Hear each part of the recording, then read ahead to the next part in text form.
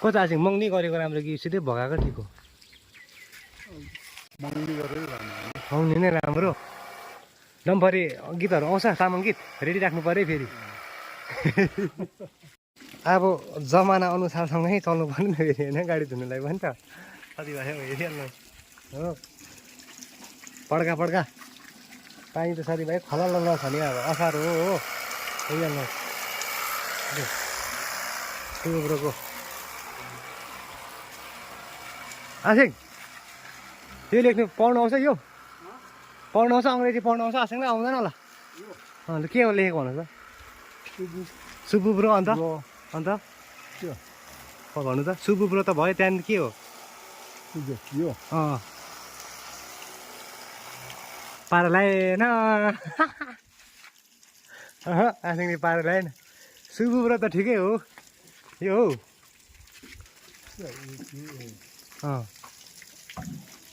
बाबा चाहिँ यो भयो होला। बाबा यो चाहिँ बाबा। यो चाहिँ थाहा भएन। यो PATAN के भयो? PATAN के भयो? पाटन।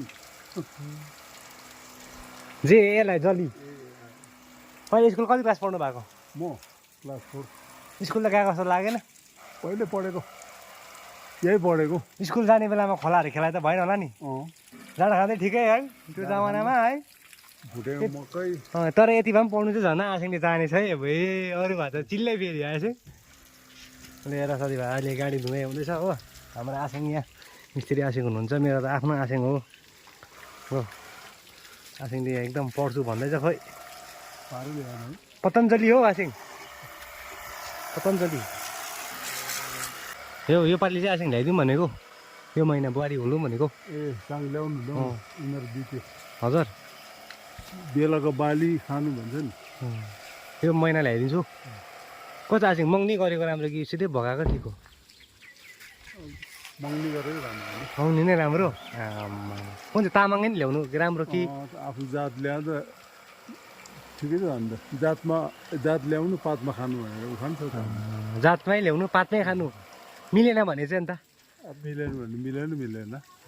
मिलाउनै पर्यो। उसो भए योपालि चाहिँ आसिङ रेडी बस्नु ल। डम्फरी गीतहरू आउँछ, तामाङ गीत रेडी राख्नु पऱ्यो फेरि।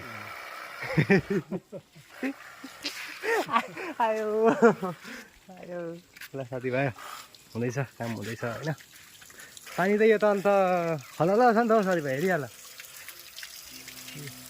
केमा। आयो तामाङ नि छ आसिङ, मङ्नी गर्नु पऱ्यो अब। त्यही हो आसिङ है। र साथीभाइ यसो मङ्नी गरौँ भन्दैछ आसिङहरूले त।